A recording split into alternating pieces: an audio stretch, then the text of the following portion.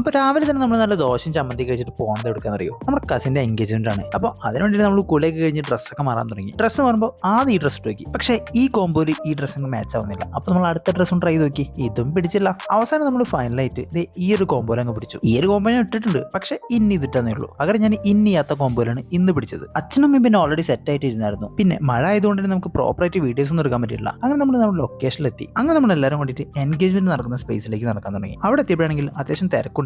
തിരക്കിന്റെ ഇടയിൽ കൂടെ നുഴങ്ങി ഞങ്ങൾ അതിന്റെ ഉള്ളിലേക്ക് കയറി. അങ്ങനെ ഈ ഒരു സ്പേസിൽ നിന്നിട്ട് ഞങ്ങൾ കുറച്ചു നേരം പരിപാടി അവിടെ നിന്ന് കണ്ടു. അങ്ങനെ തിരക്കിന്റെ ഇടയിൽ കയറിയപ്പോൾ ഞാൻ ഭയപ്പെട്ട ഒരു കാര്യം എന്താ വെച്ചാൽ, ഇട്ട് വന്ന വൈറ്റ് ഷൂ ആയാലും ചവിട്ടോ എന്നുള്ള പേടിയായിരുന്നു. അങ്ങനെ ഒരു കണക്കിന് അവിടെ കഴിച്ചിലായി നിന്ന് ഞങ്ങൾ ഈ കസിൻസിന്റെ ഇടയിലുള്ള രണ്ടാമത്തെ ആളുടെ പരിപാടിയാണ് കാണുന്നത്. ഇനി ഇതുപോലത്തെ 2-3 കൂടി ഉണ്ട് ടെന്റ് മുമ്പിൽ. അങ്ങനെ മിഠായി കൊടുക്കൽ കഴിഞ്ഞപ്പോൾ നമ്മളെല്ലാവരും ഫോട്ടോസ് ഒക്കെ എടുത്തായിരുന്നു കേട്ടോ. ഫോട്ടോ കൊടുത്തതിന് ശേഷം ഞങ്ങൾ ഫുഡ് കഴിക്കാൻ ഇറങ്ങി. ഞാനും അല്ലിമോളാണെങ്കിൽ സെയിം കളറുള്ള ഡ്രസ്സായിരുന്നു ഇട്ടിരുന്നത്. അതിനിടയ്ക്ക് അച്ഛൻ അവളോട് പറഞ്ഞ് എനിക്കവിടെ ചോറില്ലാന്ന്. അത് പറഞ്ഞപ്പോൾ സങ്കടമാണ് ആ മുഖത്ത് കാണുന്നത്. പിന്നെ ഞങ്ങളെല്ലാവരും ഫുഡ് കഴിക്കാനായിരുന്നു. നല്ല ചിക്കൻ ബിരിയാണി ആയിരുന്നു കേട്ടോ. പിന്നെ ഈ ചിക്കൻ ബിരിയാണി കഴിക്കുമ്പോൾ എനിക്ക് ഇഷ്ടമില്ലാത്ത പീസാണിത്, ഈ കാണുന്ന പീസ്. പിന്നെ ഇത് നമ്മുടെ അല്ലിമോട് ഒറ്റയ്ക്ക് ഇരുന്നാണ് ഫുഡ് ചെയ്യുന്നത്. 10 വട്ടം കൈകൊണ്ട് ആൾ എടുക്കുന്നുണ്ടെങ്കിലും 4 വട്ടം മാത്രമേ വയറ്റിക്ക് പോകുള്ളൂ. ബാക്കി 6 വട്ടം പോകുന്ന ആളെ മടിയിക്കുക. ഇതായിരുന്നു അവസ്ഥ. അങ്ങനെ ഫുഡ് കഴിച്ച് കഴിഞ്ഞപ്പോൾ നേരെ ഒരു ഐസ്ക്രീം കഴിച്ച് ഞങ്ങൾ അവിടെ നിന്ന് ഇറങ്ങി. അപ്പോൾ തന്നെ അടുത്ത സ്റ്റോറിയിൽ കാണാം. അപ്പോൾ വീഡിയോ ഇഷ്ടപ്പെട്ട ജസ്റ്റ് ഒന്ന് ലൈക്ക് ചെയ്യാനും ഫോളോ ചെയ്യാനും ഷെയർ ചെയ്യാനും മറക്കണ്ട. അപ്പോൾ ഓക്കെ, ബൈ.